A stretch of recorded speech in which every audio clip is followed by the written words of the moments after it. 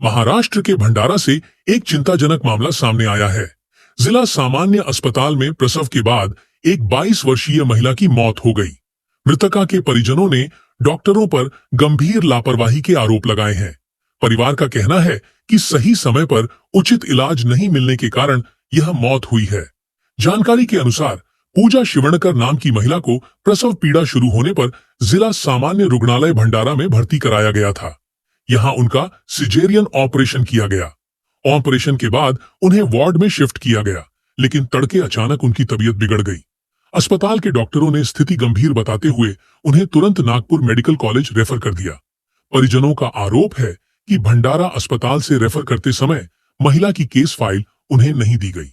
जब फाइल की मांग की गई तो अस्पताल प्रशासन ने देने से इनकार कर दिया, जिससे परिजनों को लापरवाही का शक हुआ। नागपुर मेडिकल कॉलेज में भर्ती कराने के कुछ ही समय बाद महिला की मौत हो गई। इस घटना से परिवार पर दुखों का पहाड़ टूट पड़ा है। नवजात शिशु के भविष्य को लेकर भी चिंता बढ़ गई है। परिजनों ने दोषी डॉक्टरों के खिलाफ सख्त कार्रवाई और गैर इरादतन हत्या का मामला दर्ज करने की मांग की है। साथ ही सरकार से नवजात बच्चे की परवरिश की जिम्मेदारी लेने की भी अपील की है। अब सवाल यह है कि क्या इस मामले में स्वास्थ्य विभाग जांच करेगा और जिम्मेदारों पर कार्रवाई होगी? फिलहाल पूरे जिले में इस घटना को लेकर आक्रोश का माहौल है। माझे नाव निकेश भैयालाल शिवणकर आहे। माझ्या पत्नीचे नाव पूजा निकेश शिवणकर आहे। आम्ही मासलला राहतो। आम्ही तिला 23 तारखेला 11 वाजता भरती केलेलं होतं। 25 तारखेला तिचा सिजर झाला। त्याच्यानंतर आम्ही तिला वार्डमध्ये शिफ्ट केलं, वार्ड नंबर 7। आणि मग काही वेळानंतर 3:30 वाजता तिचा अचानक अटॅक यायला लागला तिला, आणि ती हात मुठी बंद करायला चिरडायला लागली आणि चिटिंग असे बोलायला लागली होती। त्याच्यानंतर आम्ही ICUमध्ये भरती केलं तिला। त्या ICUमध्ये आम्ही 108ला फोन केला, ते गाडी लवकर आली नाही। त्याच्यामध्ये सिलेंडर नाही, ऑक्सिजन लेवलचे पाईप नाही बरोबर, काही नाही, वेंटी बरोबर काम नव्हती करत, आणि पेशंटला आणायला स्ट्रक्चर नाही। आम्ही तिला रेफर केला 8 वाजता नागपूरला। जातानीच तिची श्वास बंद झाली। आम्ही तिथं पोस्टमॉर्टम करून गावी नेला आणि तिचा अंतिम संस्कार पण केला। डॉक्टरांच्या निष्काळजीपणामुळे हिच्या पत्नीचा जीव धोक्यात गेला, आणि याच्या पहिले पण अशा काही गोष्टी झालेल्या आहेत, तरी या डॉक्टर लोकांवर कायदेशीर कारवाई व्हावी ही माझी अपेक्षा आहे। पूजा निलेश शिवणकर नावाच्या माता आपल्याकडे होत्या। त्या म्हणजे इथे ॲडमिट होत्या लेबर वॉर्डला।